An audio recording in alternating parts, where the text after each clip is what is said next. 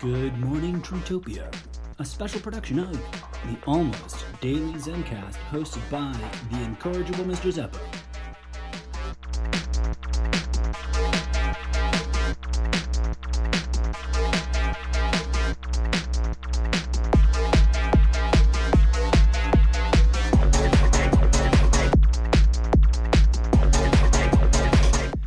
Hello and namaste, friends. Thank you for tuning in on this Sunday, July 19th at 4 p.m. If you're wondering why this is not an episode of Cannabis Talk, it's merely because I don't have any cannabis. On a break. Don't know when I'll go get more. But for any one of you who is curious and has not caught on yet, I'm a firm believer that cannabis heals. It's not magic. It's a combination of conscious intent, in other words, how you address it, how you address the cannabis itself, and a synergy of chemistry.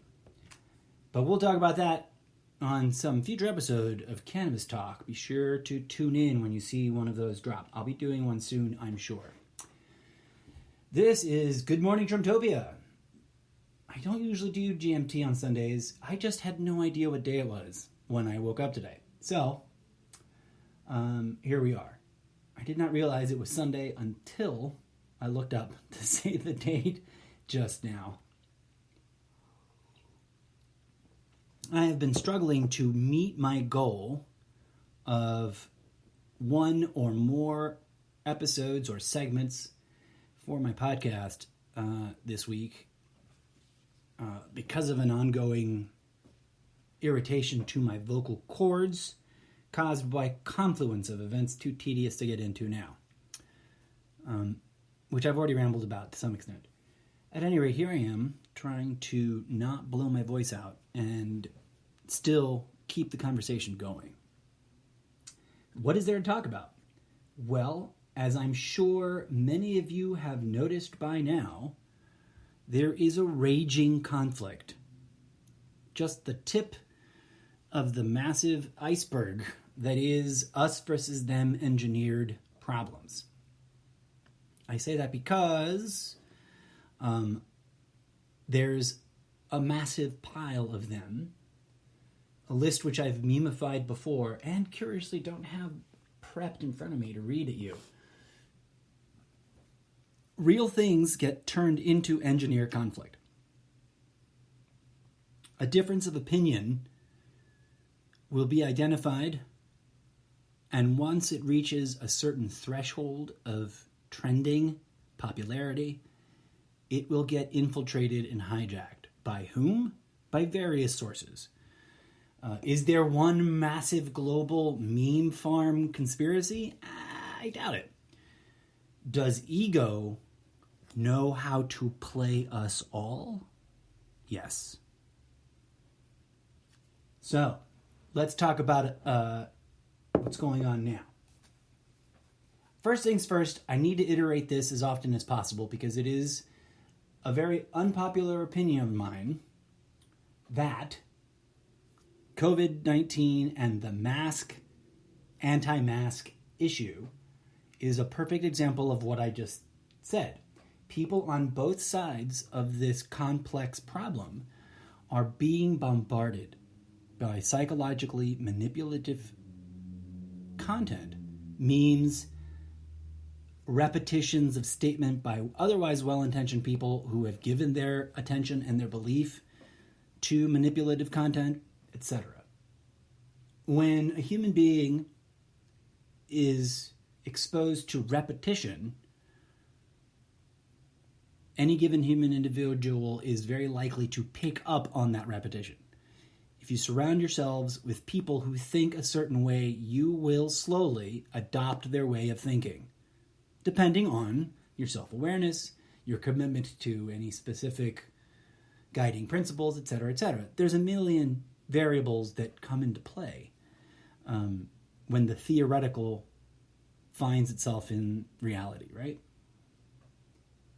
Now, there's a lot of Johnny-come-latelys discovering conspiracy theory content on the internet and believing themselves to be a righteous and enthusiastic member of a well-informed, severely researched community of conspiracy theorists.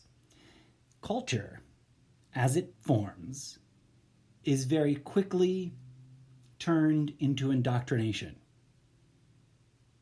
That's what nationalism is. Being nationalistic about the place you were randomly born is a way to inculcate you into supporting the system or the iteration of the system in that country's culture and government, etc., etc. Conspiracy theory is not exempt from this. Just like organized religion, the conspiracy theory movement was hijacked a long time ago. How do I know? Not because someone told me, but because I encountered the consequences of the hijacking myself personally. I've said it before and I'll say it again. I've posted it before and I'll post it again until people start taking it seriously. I first encountered the conspiracy theory community or movement 30 years ago. And yes, to all you Johnny-come-latelys, there was a conspiracy theory movement that long ago. I've literally been told by people who think that I'm lying that there wasn't any such content 30 years ago. I wonder where they're getting that from. Because I was there, I was participating in the spreading of said content, and I was a member of a community. There wasn't Facebook 30 years ago, but internet is not Facebook. The internet is something else that has predated Facebook for quite some time. And quite frankly, by whatever label, the counter-cultural movement of people investigating their surroundings and contemplating and sharing theories that could be called or labeled conspiracy theory is ancient. It predates the United States of America. It predates most nation states, I would argue. Because no matter how old or how much pride any nation state has, it is a tenuous and ephemeral and imaginary thing that has only been around for, a few thousand years. And humanity's been around a lot longer than nation states. And although we evolve and we've changed and we've adapted, some of our primary impulses that cause the movements in our cultures, well, they're ubiquitous and ancient. Innovation is not caused by technology, right? But some people look to technology for innovation. Some people are so caught up in the idea that technology will create innovation that they're falling for, the transhumanist idea of becoming cyborgs as an artificial life form, assembled, not born. I can tell you, it's not the move you want to make as a species. Because then you repeat everything, because you essentially give birth to a new species, become the new species itself, have to go through the whole fucking cycle all over again. Put a pin in that if you're confused by that statement, and dig around for any episodes where I've talked about AI or artificial life, etc., etc. And stay tuned for when I delve into my own, and this is where I'll admit, I'm a fictional character, you guys. The host of this show is a fictional character. The opinions expressed in this show are very real. If that's confusing to you, or upsetting to you, or offensive to you, I apologize. There's a reason for it, and it'll all make sense once I finally get my ass around to publishing the books that I'm slowly writing, which may take me another 20 years. But I digress. My opinions, as expressed herein, are genuine and not intended to mislead anybody. And here's my opinion about being misled about COVID-19. The disease is real, right? There's actually a virus this argument that viruses don't exist is adorable and is immediately debunked by the way that viruses behave and interact with the human body. I need to say something right now. We need to be very clear about something. You do not own your body. Your body is a vessel and a platform for life. You are not your body. You are the combination of your soul and your mind embodied. But I digress. This will all make sense if you jump around and listen to enough of the episodes, especially the unauthorized and explicit readings episodes. That'll really help unlock everything about what my opinions are, for those of you who are curious. The disease is real. The virus is real. There are real viruses. This virus is related to the things that cause the flu, but it is not the flu. It is not just like the flu, and it is not to be dismissed. Neither is the flu, my friends. The flu will fucking kill you if you let it. So, that's my opinion about the foundation of things. I know that there's lots of conspiracy theory content about what COVID-19 really is, and I've talked about it. Like, dig up the episode, Pick a Lane, and others, and you'll gather that I'm not particularly overwhelmed or impressed by the round of conspiracy theory content. Part of it is that I feel that they're starting to get lazy, and they're starting to be more interested in chaos than in critical targeting. I mean, and by they, I mean those behind the origin of the conspiracy theory content.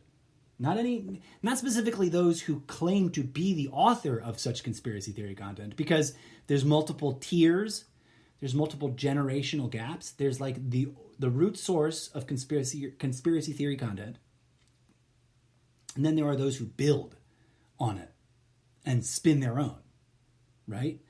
Perfectly natural human approach to developing an idea. So 30 years ago, I stumbled into some groups that were arguing about conspiracy theory. There were people who were rabidly and insanely in favor of one specific conspiracy theory, and those that were generally entertained and interested in all conspiracy theory. There were also people out there trying to stitch together a meta-unifying conspiracy theory, a conspiracy theory that contains all conspiracy theory. And that was 30 years ago. So don't be surprised by where we're at now. And where are we now? We are literally not being led by the most obvious of puppet presidents in the history of puppet presidential candidates, who is the most overt expression of the human conditional problem. The human species has a conditional problem. We have conditioned ourselves to think in certain ways that require that we take advantage of others. And we've layered it in layers of complexity. And this leads to a symptomology, because I'm talking about a disease of the spirit.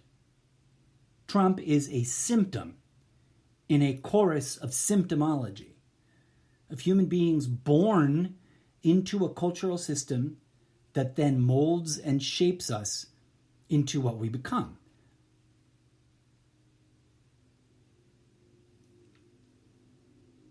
So, when it comes to COVID, we can't blame Trump. He didn't cause it. He didn't start it. He didn't create it, right? He just failed to do anything meaningful about reducing the risk of transmission. And we need to pause here and make a statement. I need to pause here and say something. It is really painfully obvious to me that there's a lot of people out there who do not understand the difference between a prophylactic and a risk reduction measure. And it shows. And it's being capitalized on. It's being leveraged. It's being used against you.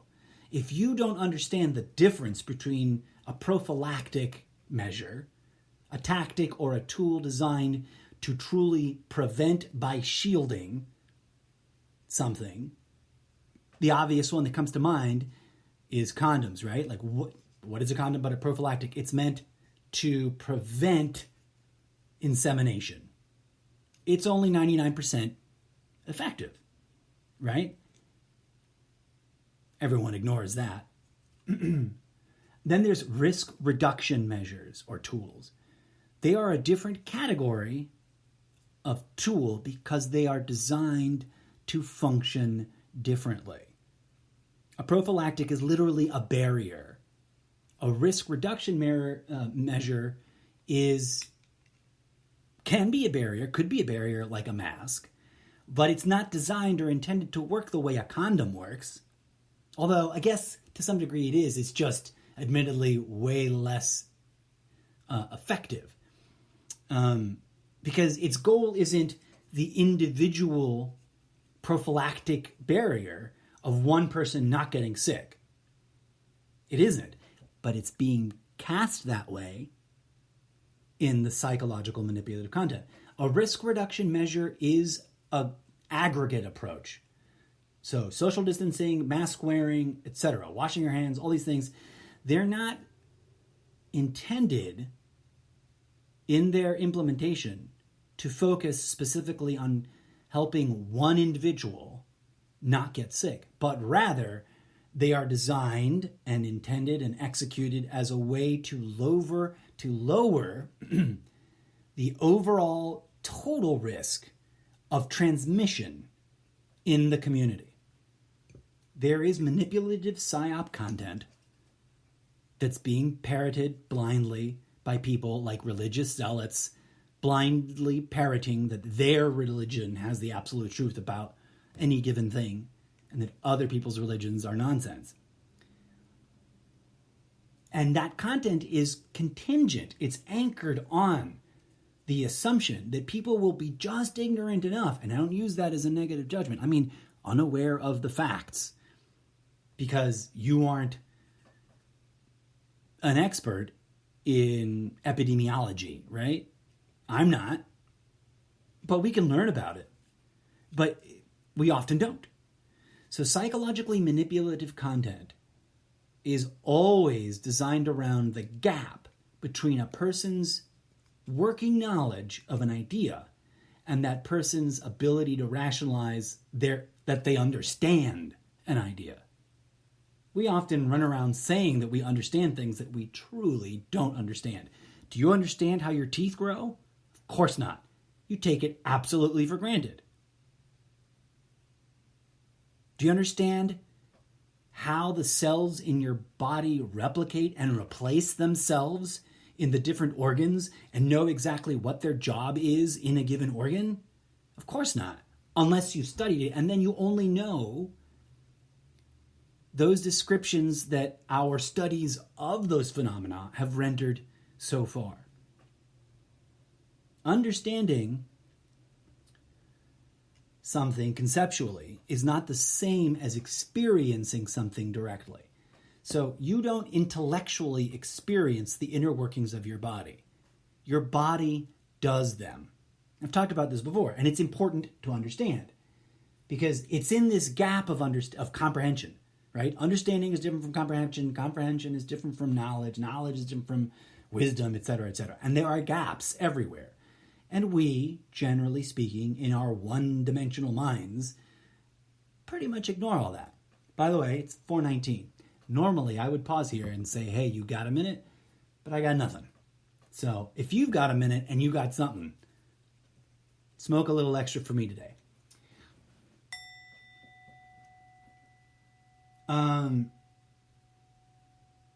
It's this gap of comprehension. It's these gaps between these different understandings or forms of knowledge that psychologically manipulative content works, because it gets to someone, it gets in through the gap, and presents plausible, sometimes half-truth, three-quarters true, partially true to some degree or another, material mixed in with outright lies and nonsense that has an engineered purpose.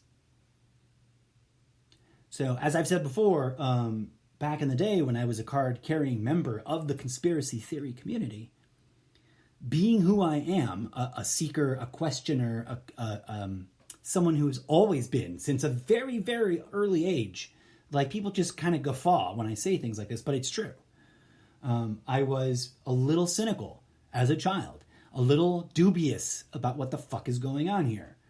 I can get into speculative reasons as to why I felt like that, but I assure you, I felt like that, and I was asking questions that made people uncomfortable from a very early age. When I was part of the conspiracy theory community,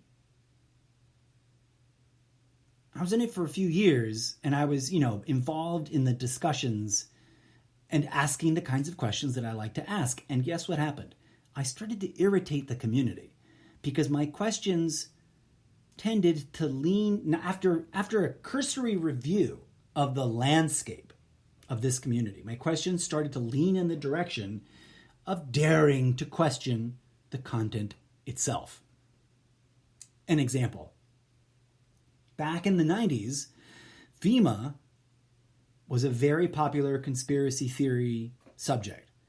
FEMA was going to kill us all with something. FEMA was preparing to bury everybody that was killed by the government for some tyranny reason. That was back in the 90s. And here's the thing that should not be ignored. Those statements were attached to timelines that never happened. We were going to be victims of FEMA and the evil conspiracy to depopulate America 30 years ago. Now, either they're really playing a long game to psych us out, or they suck at what they're doing, or the point of the PSYOP was to make us live in fear of that. So I would ask these questions. I'd be like, wait a minute, how does this add up? Also, why are there multiple iterations of the same conspiracy theory with wildly different explanations and reasons? And why isn't there... I mean, the flat earth conspiracy theory model was floating around back then too, okay? It's not new. People actually really believed on their own, without psychological manipulation, that the world was flat a very long time ago. And that is often considered one of the many reasons to believe it now. But, people believed in a lot of things that turned out not to be true.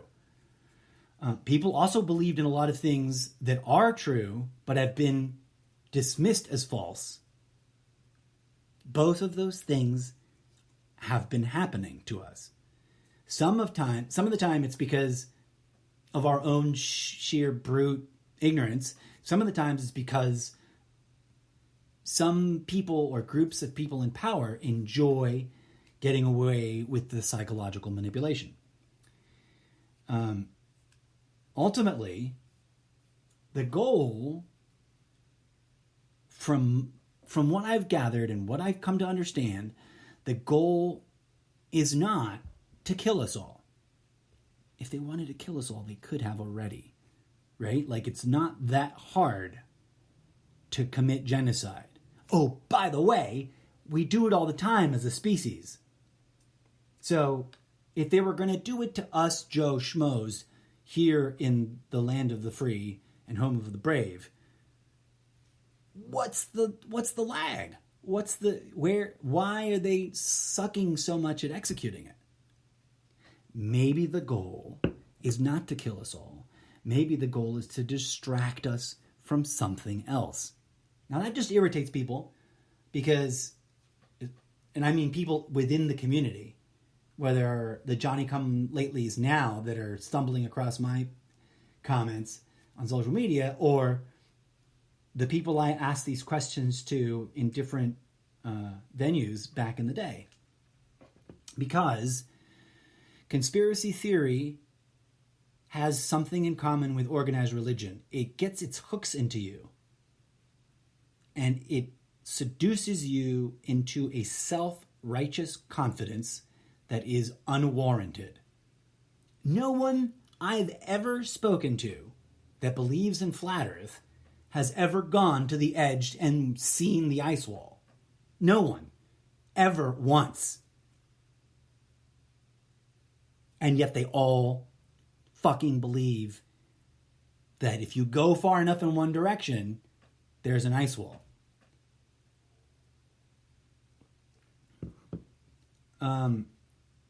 So there's multiple problems with conspiracy theory, but it is really effective. It is effective in the same ways and for the same reasons that organized religion, and I mean the corrupt, hijacked kind, that kind of mental conditioning is effective. We see it. Look at all the Christians yelling at other people for being sinners. Right? They do that because they have been socially conditioned to do that. So, the preponderance of evidence, and by that I mean content being peddled on social media, indicates to me very clearly that there is a well-organized, if wildly variable, effort to peddle conflicting conspiracy theories about what COVID-19, quote, really is. And they've just gotten sloppier and sloppier about dealing with, or have chosen new tactics that don't require to worry about the incongruity between the different conspiracy theories. As I constantly point out to people, and forgive me for being redundant, back in March, January, February, March, I already noticed a growing number of conspiracy theories, and by my final count, where I was like, fuck this, I'm going to stop giving a shit, it was reaching 40. I don't remember if it actually got to 40, but 40 is a nice round number. Many of the variations were in clusters, right? And I've said this before. Coronavirus is a punishment for God because of XYZ. Coronavirus is a technological weapon using these different tools, XYZ. But taken individually, it was like 40 different theories that people were shouting like crazy and just sort of nodding and smiling whenever they encountered the question of why all these other conspiracy theories.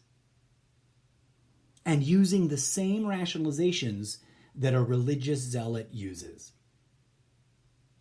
Oh, those other theories are flawed and don't have the absolute truth. Those other theories are here to distract you from this theory, which is the absolute truth.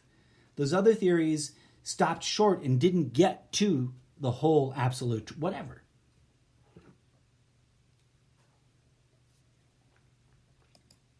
What does that signify? What does it mean that there's that much conspiracy theory noise about a disease? None of it making sense when taken together. Well, I stick by my assessment. My assessment is the disease is real. And the system of oppression, which is a collection of systems, it isn't one guy over there, or one evil club over here. It's the whole network of humanity that is, to some degree or another, more invested in perpetuating ego's agenda, the dark side agenda, the side, the agenda of the system of oppression, than they are standing up to it. And it's a very diverse, very distributed collection of systems. It isn't one group, one person, one source, at least not here amongst human individuals. And we'll get to that in a second. But let's pause and contemplate the idea that the disease is real. What would the system do with a real disease? The system of oppression loves to capitalize on real issues and then engineer a way to quadruple down on everyone's anger. I humbly submit for your consideration, folks, that there is a conspiracy. There is a system of oppression, just like there is divine light. There is a unity of consciousness. And let me also propose to you, my friends, that the root problem behind the system of oppression is something spiritual. It is something that transcends the human species, and that is playing the game really well, the game that we are here to play. Now, I don't think this is a video game. I think this is a real life living hologram, which would ultimately seem like a video game to people who can't conceive of a living fractal. And part of somewhere in my theory is a section of content that I haven't quite found the words fully yet. So I take a stab at it every once in a while, but I don't bring it to the social media as often. I take a stab at it here in the podcast. So Earth is not a place, it's a living womb. The human body is not what you are. It is a facet, a child of this living womb. And it is itself a venue, a platform, a vessel for life at multiple fractal scales. It is a vessel for your mind and soul, or rather your soul and mind. That would be grammatically more accurate. It is also a platform or a venue for other life forms. Other life forms colonize the human body. And most of the manipulative content on both sides of the mask issue are really capitalizing on the fact that the majority of people do not take that into consideration. So there's conspiracy theory content denying that germs exist at all. But that's life denial. That's to say that life forms are only these limited things, and other life forms that we don't want you to consider life, they aren't life. And it's also absurd because disease spreads amongst people. It must have some vessel that transmits the cause of that disease, right? Or we wouldn't have a fucking flu season every year. Let's put a pin in flu season for a hot second, but also talk about that meme it's very popular amongst the anti-maskers. The flu has been around for how many, keeps coming back there's variations on it. The flu keeps coming back every year, and there's been a vaccine for it for 100 years? So vaccines don't work. This meme makes people who don't understand immunology, epidemiology, the study of very small bits of things that are alive that are caustic or problematic to other beings because of the damage they cause while colonizing that being's body. This is undeniable. It can be seen. It can be measured and tested. You can look in a telescope. Sorry, you can look down a microscope off of samples pulled from your own body and find a whole array of flora and fauna, of things that live, that are little tiny life forms that are alive and that have an agenda just like you do, a primary life perpetuating agenda, which is to use the environment to your needs and perpetuate the genetic information through generational, propagation. And everyone also radically ignores, neglects, or forgets that life consumes life. Plants cannot eat rocks, my friends, and plants are a form of life.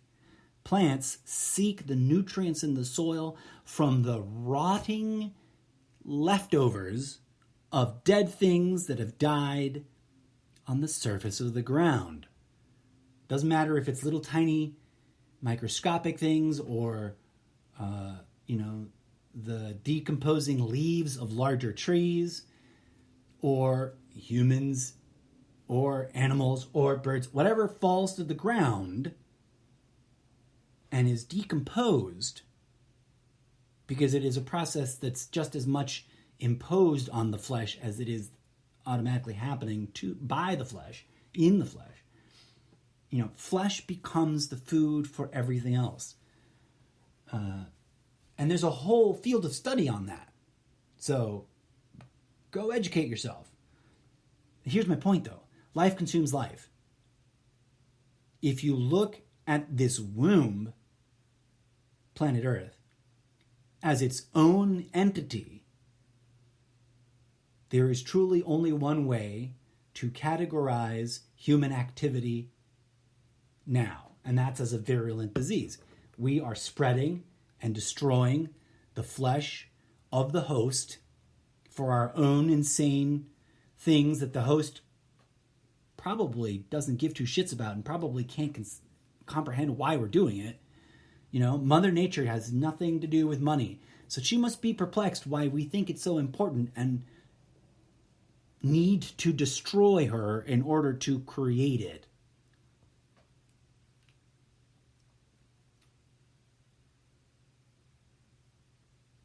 We can know that the disease is real because people get sick and sometimes die and then have immunobody response and have damage inside their body caused by the individuals that are the virus.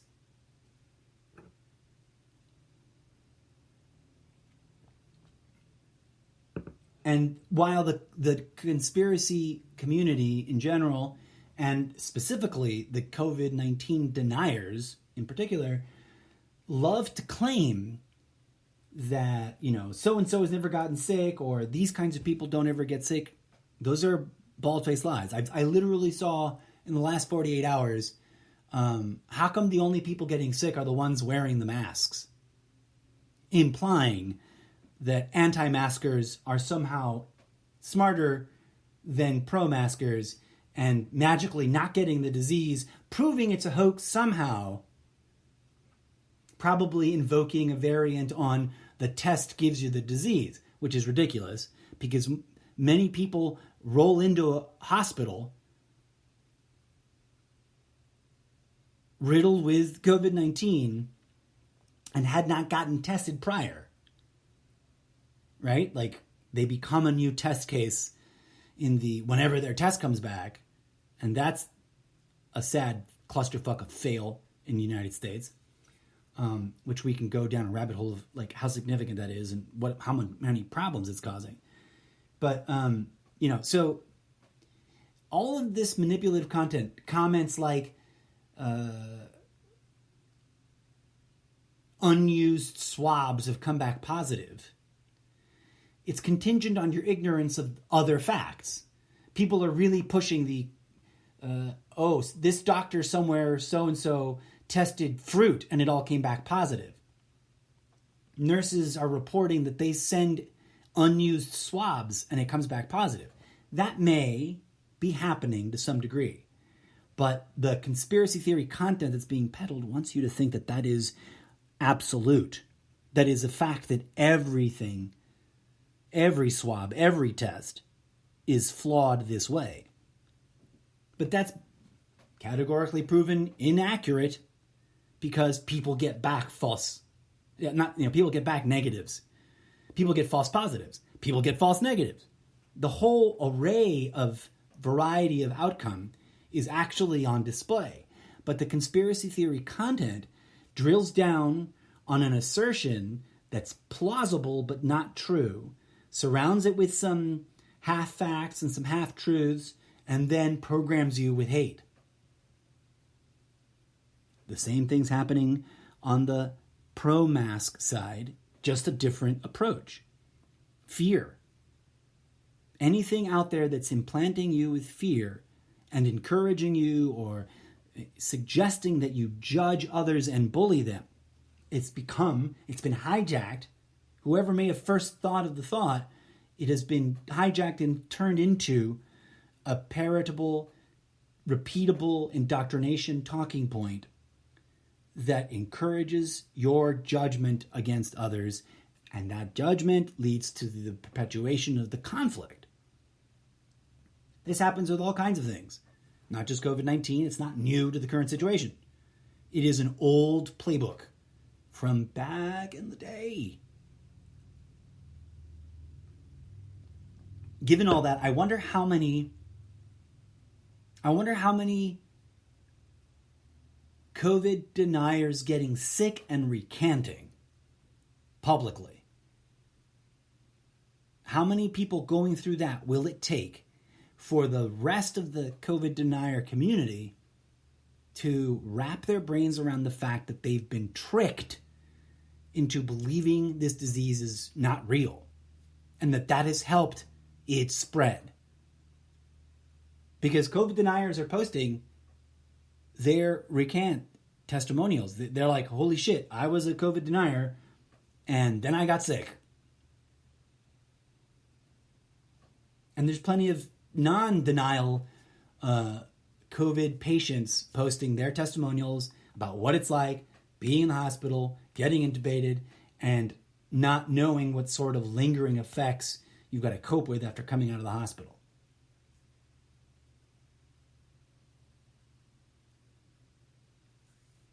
And the content, the conspiracy theory content, it is designed... I have so many thoughts at once, and I get a little worked up.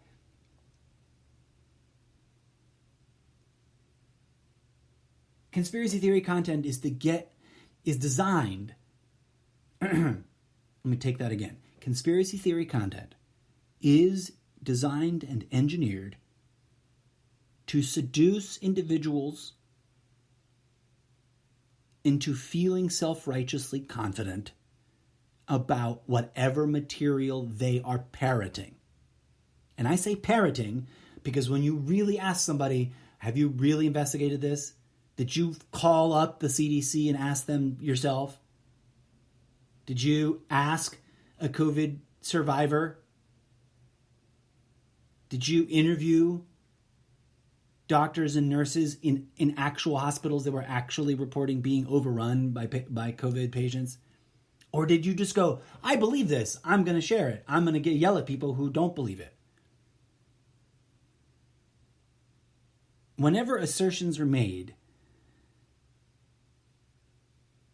that necessitate or require or seduce the reader into perpetuating those assertions without actually knowing, the question must be asked. Do you really think or believe that? Or does the system of oppression want you to think and believe that? Because the system of oppression is doing something way more complicated than what any of the conspiracy theories want you to believe. Like I said, if they wanted to kill us all, why aren't we dead? Although plenty of things kill us, no doubt. I think the answer is simple. They profiteer on us from the cradle to the grave. They certainly love it when something new is discovered that can be dangerous and used to kill us, because they will profit on that process. But they can't conceivably want to destroy everyone but themselves, because take inspiration from nature.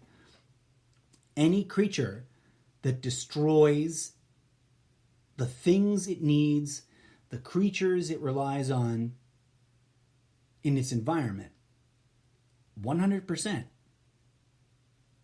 will not survive. That creature that caused that much damage will not survive. If a disease kills the host and kills too many of the hosts, then the disease will no longer have hosts. If a predator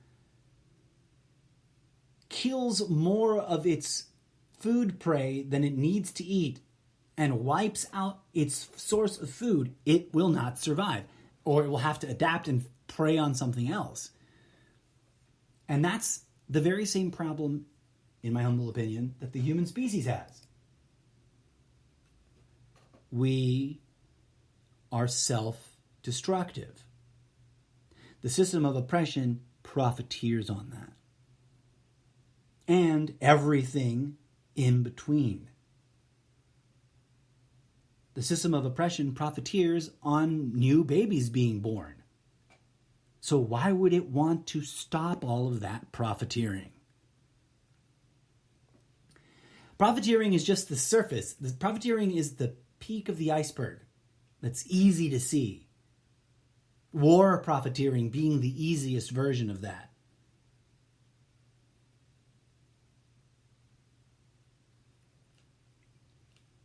But I would humbly submit to you that there's even more going on at that spiritual, multidimensional level.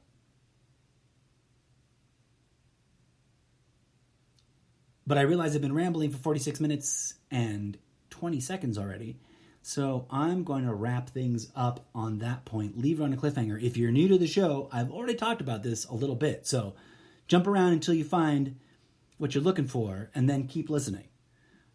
I kind of spiral in and out of subjects and then come back to them. Some would call it chaotic rambling. I try to focus on themes and connect dots. But I assure you, friends, this show is not scripted. No one is paying me to say what I say. If I ever make money off of this show, it'll be, because the audience is supporting it. But I'm not allowed to ask that, because that would be in violation of the EULA. You get what I'm saying, I currently don't make any money from creating the show. If I ever did, it would simply be because the audience grew enough to make it monetizable, and I monetized it. But still, that would be the audience paying me, not George Soros, not some big advertiser with a corrupt agenda, etc., etc.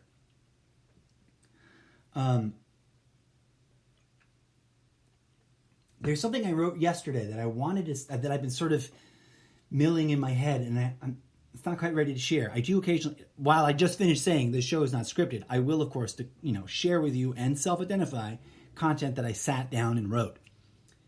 I was just pointing out that today's episode was not one of those. I just sort of rambled. Where am I going with all this? There is a point.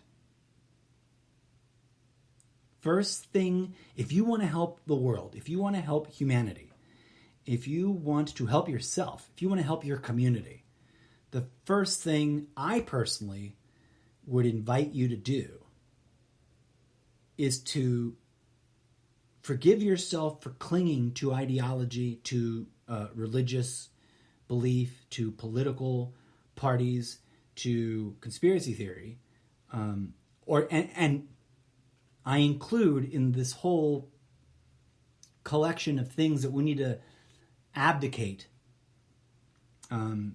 mental constructs that counter those. In other words, atheists need to realize that being an atheist is just as crazy as being a blind faith believer of any organized religion, and is likely just as toxically corrupt and hijacked by the system of oppression. The first step that we can all unify as a species in doing to really radically change things is to stop arguing. And I would say question everything that you believe, but I'd go you a step further, because questioning leads often to wanting to either improve, update, or replace that which we believe in. And honestly, I can assure you, friends, from direct personal experience and years of observation and years of research, we need to go further than replacing what we believe in with better models to abdicating all belief systems. As somebody put it once, we must meet reality on reality's terms. And what we do when we cling to a collection of belief constructs is try to impose the terms of those belief constructs on reality. Reality tries to manifest what we believe in, but it also has its own agenda. Reality is a living consciousness being itself, and it's inviting us to participate in a much larger process than what we have limited ourselves to here on Mother Earth. And to see that clearly, you don't need to believe me. That's the last thing you should do. You need to forgivingly, lovingly, spiritually abdicate all belief and invite reality to commune with you directly, because it can. Until next time, friends, I say namaste to you and mean it. And I pray that peace, love, and grooviness blossoms in your heart. And I humbly invite you to come back and listen more. Until next time,